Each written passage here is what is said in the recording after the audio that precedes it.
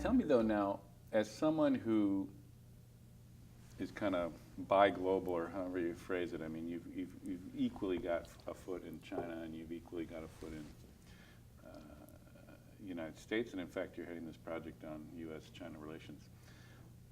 When you think long-term, which is kind of the way we like to think here at INET, I mean, do you imagine a kind of a hybrid system evolving that's actually somehow borrowing the best of both or marrying somehow the best of both?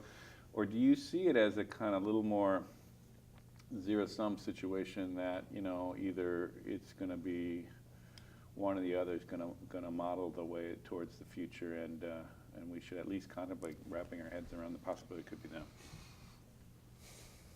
I mean, I think that it's unlikely that the so-called West is going to want to, you know, initiate a kind of authoritarian capitalism in the countries in which we live. I think, however, the developing world is another question. I think there are many countries, I think particularly Russia, eyes China with a certain envy. They have a predilection towards that sort of authoritarian control anyway. If it works, if it delivers, well, then it might be quite compelling to them, and some other countries as well. But I suspect what's happening is that, you know, we're entering a world where there will be a variety of these quite divergent economic systems. And we're going to have to learn, even though we may disagree with each other, on how to interact to make sure that the sort of the global structure on which we all depend, world trade, finance, et cetera, is functional. So I like to sort of compare the US and China to, you know, a couple, which is in couples therapy and needs it, and very often feels like it should get divorced because we're so different and we disagree on so much. But the reality is, divorce is not an option.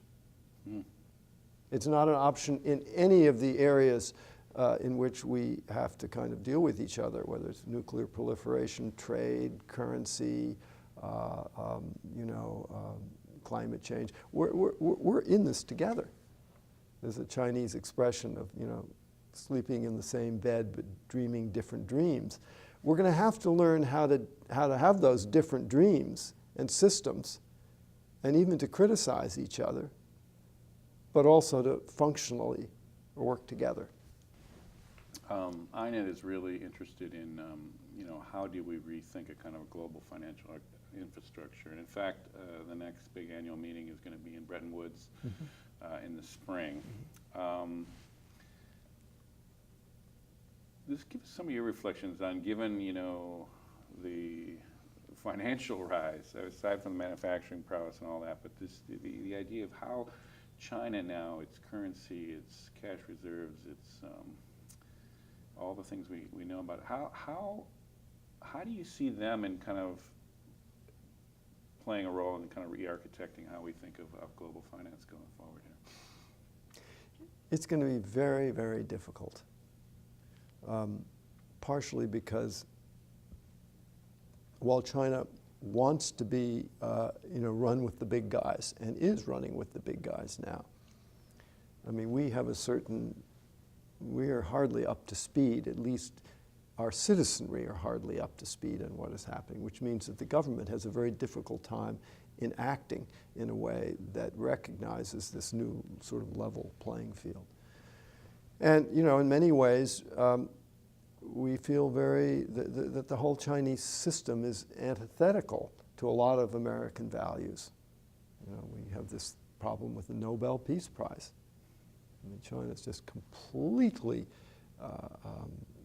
rejects the notion of that this peace prize should be given to someone that they've locked up because he's an ardent democratic activist, whereas we think this is fine. And so we have to figure out how we're going to navigate those profound valuative differences. And of course, China gets very offended, as they have with the Nobel Peace Prize, when we trumpet these values and try to publicly, they view it as a kind of a humiliation, hearkening back to the old days of, you know, occupation and whatnot. So this is going to be very difficult.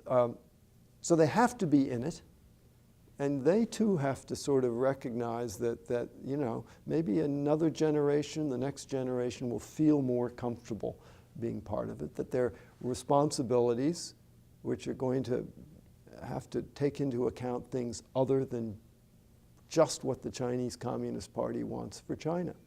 That's where, I mean, this idea of the stakeholder is a difficult one for, I think, China to fully accept at this point, because to date they've acted in their own sovereign interest. Most countries do. But some countries do, and they mess this up sometimes as well, feel an interest beyond that. I mean, I think certainly that's what drove us into Iran and Iraq and Afghanistan. Now, we may have done it indelicately and unwisely and really messed it up. But there was an expression that we have some larger concern other than our own narrow interest. On the other hand, you have to say that you wouldn't want China writing itself too largely around the world in a military sense. Mm-hmm. So the fact that they are somewhat reserved and are not overly willing to play this new global role, which they're actually going to have to play, is not a completely bad thing at this point in history.